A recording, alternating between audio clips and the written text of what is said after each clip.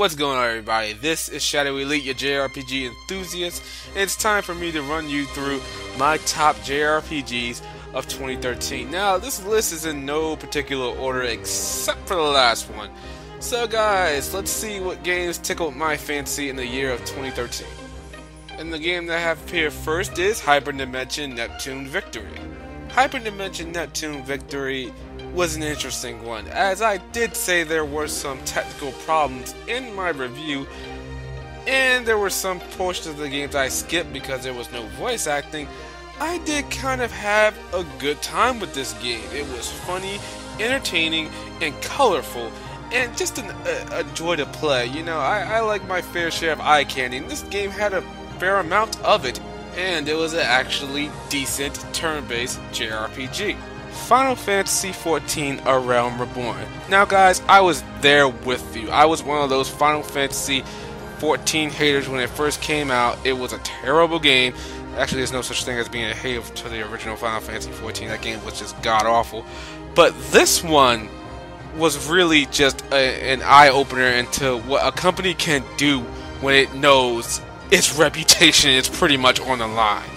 Now, yes, guys, there might be some bias for this one because this was my first MMORPG that I actually went full force to play. But I gotta say, from what I played, it was easy to pick up, easy to experience, and just easy to play. I like how you can experiment with other weapons and different classes with just one character, and just the graphical and prowess of the game, and just how everything looked. And I admit, the story was a little bit boring, but the battles were pretty good, and I just enjoyed killing mobs after mobs of enemies, and I didn't find it all that boring, which is really nice. There was one little tiny problem with the game, and that was the party finder, which was an absolute mandatory thing when you had to do a story mission and you needed a party, and it just took forever to find a party, and that's sometimes why I dread going back to the game. But that aside, Final Fantasy XIV: A Realm Reborn, a great game. Square Enix, if you just keep at this pace, maybe, just maybe, you can regain my trust. Dragon's Crown.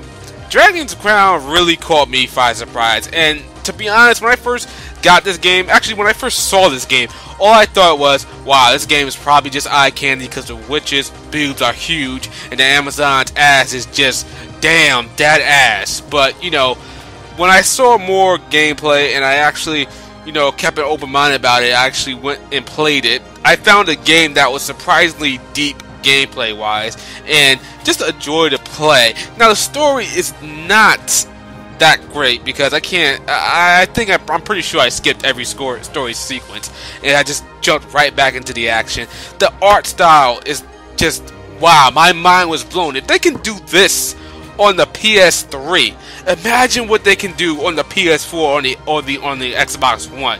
Vanillaware, I can't wait to see your next game. It really blew my mind, these graphics. I mean, not just the jiggling of the boobs, but just the bosses were just something else to behold. And I just simply can't wait for the next Dragon's Crown to be released. Well, not the next Dragon's Crown, but the next incarnation in Vanillaware's line of games.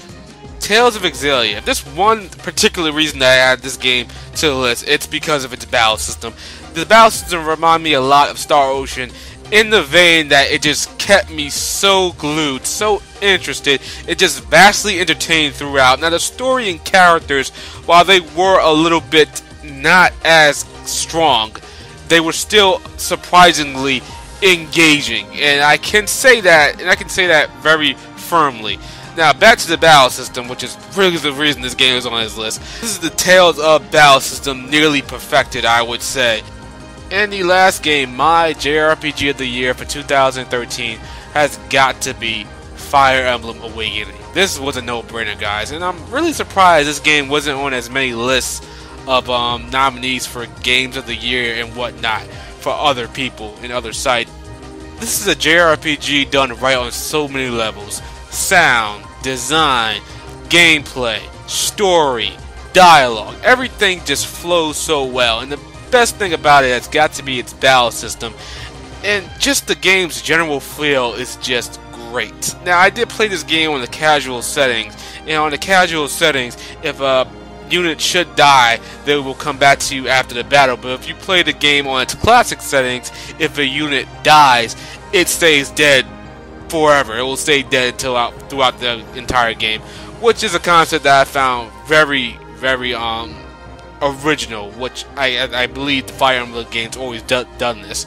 But to me, if a unit dies, I'm just gonna restart the battle and just do it over again to make sure they don't die. Its gameplay would have to be its best feature. I mean, there are so much things you can do within this game, so many choices that you have to you. You can create your own character into any class, level it up to any other class that you want, and give it skills to better suit your playstyle. There's also a story mechanic in that the characters that you pair together in battle often will have an offspring, and that you can play as that offspring. You can see the stats that embedded into both characters into this offspring, and you can also give it skills like Gale Force and other skills again like Gale Force, because who didn't breed Gale Force again and again and again? Because damn, that Gale Force. A game that I would just have to say is just overlooked. I mean, it got critical acclaim, but it didn't get the recognition at the end of the year that I thought it would receive. So guys, Fire Emblem Awakening, my JRPG of the year for 2013. Looking into 2014, there's a lot of games coming out, and I just can't wait for it. Let me know in the comments what was your prime favorite JRPG for 2013 and what you are looking forward to the most in 2014. Guys, this is your JRPG enthusiast Shadow Elite signing off for this video. I will see you guys next time. Later.